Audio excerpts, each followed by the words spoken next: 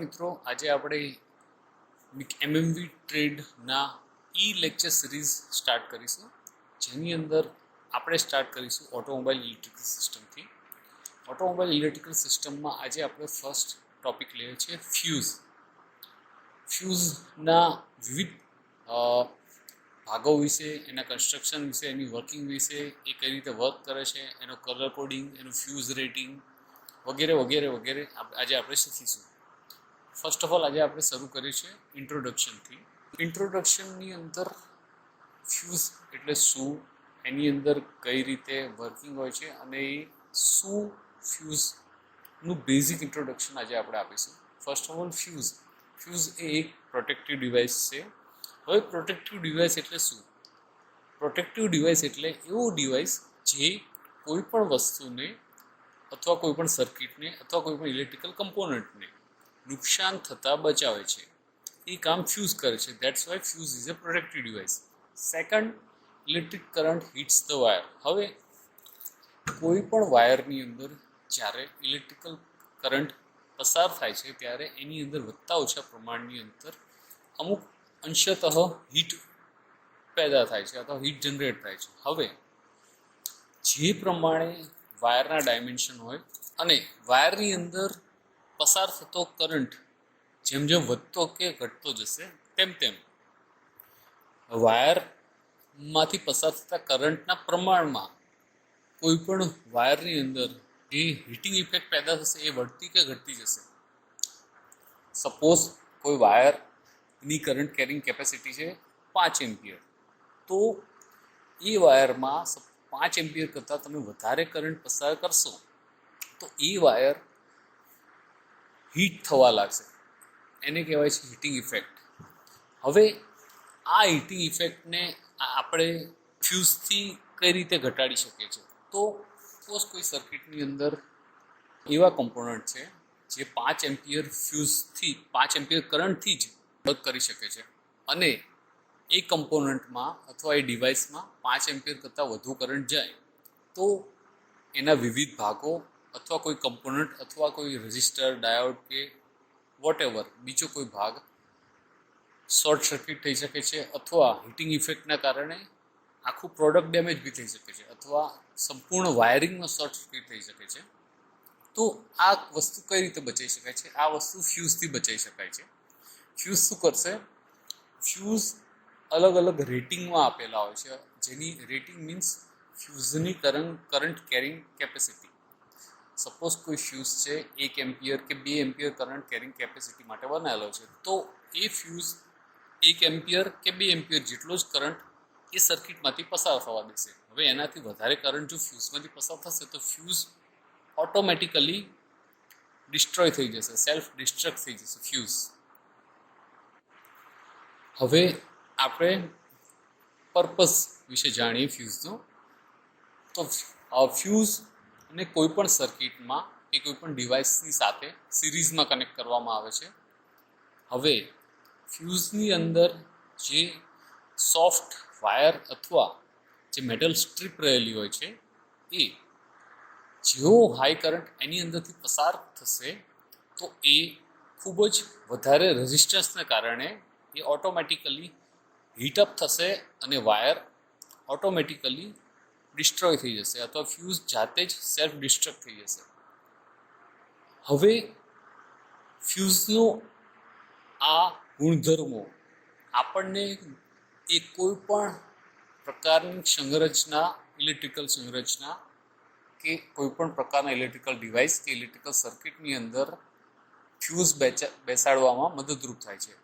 Means કે તમે કોઈ પણ ઇલેક્ટ્રિકલ સર્કિટમાં કે ઇલેક્ટ્રિકલ કમ્પોનન્ટમાં ફ્યુઝને ઇન્સ્ટોલ કરી શકો છો, જેથી કરીને એ કમ્પોનન્ટ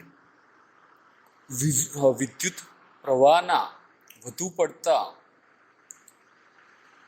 પ્રવાહને કારણે નુકસાન ન પામે અથવા શોર્ટ સર્કિટ ન થાય. સપોઝ કોઈ સર્કિટમાંથી વધારે વિદ્યુત પ્રવાહ પસાર થશે તો એ સર્કિટને અંદર કે એ કમ્પોનન્ટના ડિસ્ટ્રોય થવાના કે ડેમેજ થવાના ચાન્સીસ વધારે છે. એવું નથી કે ફ્યુઝ વગર કોઈ પણ સર્કિટ ના ચાલે, પણ ફ્યુઝ એક પ્રોટેક્ટિવ ડિવાઇસ છે. મીન્સ એના કારણે કોઈ પણ ડિવાઇસ કે કોઈ પણ ડિવાઇસ કે કમ્પોનન્ટ કે સર્કિટને એક એડિશનલ સેફટી મળે છે. ફ્યુઝ વગર પણ પ્રોડક્ટ્સ કે સર્કિટ ચાલી શકે છે, પણ એ ચલાવવા હિતાવહ નથી. ફ્યુઝ હોય તો તમારી સેફટી, ઇલેક્ટ્રિકલ કમ્પોનન્ટની સેફટી, ઇલેક્ટ્રિકલ સર્કિટની સેફટી વધારે વગેરે જળવાઈ રહે છે. હવે આપણે ફ્યુઝના કન્સ્ટ્રક્શન વિશે જાણીએ. તો ફ્યુઝનું કન્સ્ટ્રક્શનની અંદર ફ્યુઝ એલિમેન્ટ હોય છે, પછી એક મેટલના બે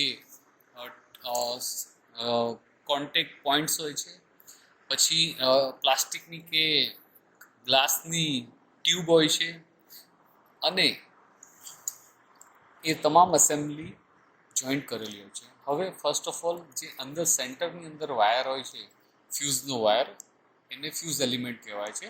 એ ફ્યુઝ એલિમેન્ટનો વાયર લેડ ટીન કોપર અલોયનો બનેલો હોય છે. લેડ ટીન અથવા ટીન કોપર અલોયની એ સ્ટ્રીપ હોઈ શકે છે, અથવા એનો વાયર બી હોઈ શકે છે. હવે દરેક વાયર એની થિકનેસ મુજબ વિવિધ કેપેસિટીનો વિદ્યુત પ્રવાહ વહન કરી શકવા માટે સક્ષમ હોય છે. એના આધારે ફ્યુઝના અલગ રેટિંગ આપેલા હોય છે. હવે ફ્યુઝ જે છે, ફ્યુઝને એક કાર્ટ્રેજની અંદર એક ગ્લાસની ટ્યુબની અંદર એસેમ્બલ કરવામાં આવે છે. એક ગ્લાસ ટ્યુબની અંદર વાયર હોય છે, અને વાયરના બંને છેડે મેટલના કનેક્ટિંગ જોઈન્ટ્સ હોય છે. હવે ફ્યુઝ અલગ ઘણી વેરાયટીમાં આવે છે. અમુક ફ્યુઝ એસી સર્કિટ્સ માટે હોય છે, અને અમુક ફ્યુઝ ડીસી સર્કિટ માટે હોય છે. એસી સર્કિટના ફ્યુઝ આપણે ડીસી સર્કિટમાં નથી વાપરી શકતા, અને ડીસી સર્કિટના ફ્યુઝ આપણે એસી સર્કિટની અંદર નથી વાપરી શકતા. હવે આપણે ઓટોમોબાઈલ એન્જિનિયરિંગમાં અથવા ઓટોમોબાઈલ કોઈ પણ વાહનોમાં આપણે ફક્ત અને ફક્ત ડીસી ફ્યુઝ જ યુઝ થાય છે. એસી ફ્યુઝ આપણે ઓટોમોબાઈલમાં યુઝ થતા નથી. મોસ્ટ ઓફ ટુ વ્હીલરની અંદર સિલિન્ડ્રિકલ ટ્યુબ ટાઈપના, જેને ગ્લાસ ટ્યુબની સંરચનાવાળા ફ્યુઝ કહેવાય છે, એને કાર્ટ્રેજ પણ કહી શકાય છે, એવા ફ્યુઝ આપણે ટુ વ્હીલરની અંદર મોટે ભાગે જોવા મળે છે. અને કાર અથવા કોઈ પણ ફોર વ્હીલર કે એની અબાઉ 6 વ્હીલર કે ટ્રક કે વગેરેમાં તમને પ્લગ ઇન ટાઈપના સી શેપના ફ્યુઝ જોવા મળશે. જે ફ્યુઝ તમે નોર્મલી ફ્યુઝ બોક્સની અંદર જસ્ટ પ્લગ બેસાડી જ દેવાના હોય છે, અને એક આખું કમ્પાર્ટમેન્ટ અલગથી ફ્યુઝ બોક્સનું જ આપેલું હોય છે, જેની અંદર અલગ સર્કિટના ફ્યુઝ એક જ જગ્યાએ એક જ એસેમ્બલીની અંદર બેસાડેલા હોય છે. હવે તમે જોઈ શકો છો, આ એક કાર્ટ્રેજ ટાઈપનું ફ્યુઝ છે, જેની અંદર સેન્ટરમાં તમે જોઈ શકો છો એ ગ્લાસ ટ્યુબ છે. ગ્લાસ ટ્યુબની અંદર જે સોફ્ટ વાયર છે એ ટીન અલોયનો બનેલો હોઈ શકે છે. ટીન અલોયનો વાયર હોઈ શકે છે, અથવા મેટલ સ્ટ્રીપ હોઈ શકે છે. એના બંને છેડે મેટલની એન્ડ કેપ્સ હોય છે. એ એન્ડ કેપ જે તે ઇલેક્ટ્રિકલ સર્કિટ સાથે કનેક્ટ થાય છે, અને એ સોફ્ટ વાયરમાંથી કરંટ પસાર થઈને એક મેટલ એન્ડ કેપમાંથી બીજી મેટલ એન્ડ કેપમાં જાય છે. દરેક ફ્યુઝ અમુક સ્પેસિફિક કરંટ કેરી કરવા માટે કેપેબલ હોય છે. હવે ફ્યુઝ કેટલા એમ્પિયરનો છે એ આપણે કઈ રીતે જાણી શકીએ છીએ? તો કાર્ટ્રેજ ટાઈપના ફ્યુઝમાં કોઈ પણ એક સાઈડની મેટલ એન્ડ કેપ ઉપર ફ્યુઝનું રેટિંગ લખેલું હોય છે. સપોઝ ફ્યુઝ 1 એમ્પિયર કરંટ કેરી કરવા માટે કેપેબલ છે, તો એના કોઈ એક એન્ડ કેપ ઉપર 1A એ ટાઈપનું સિમ્બોલ એમ્બોસ કરેલો હશે, 1A, અથવા જે ફ્યુઝનું રેટિંગ હશે એ પ્રમાણેનું રેટિંગ ફ્યુઝ ઉપર એમ્બોસ કરેલું હશે. હવે નેક્સ્ટ તમે જોઈ શકો છો પ્લગિન ટાઈપનો ફ્યુઝ. આ પ્લગિન ટાઈપનું ફ્યુઝની અંદર તમે જોઈ શકો છો, ફર્સ્ટ ઓફ ઓલ એક પ્લાસ્ટિક કેસિંગ છે. પ્લાસ્ટિક કેસિંગની અંદર બે મેટલ કનેક્ટિંગ બ્લેડ્સ છે.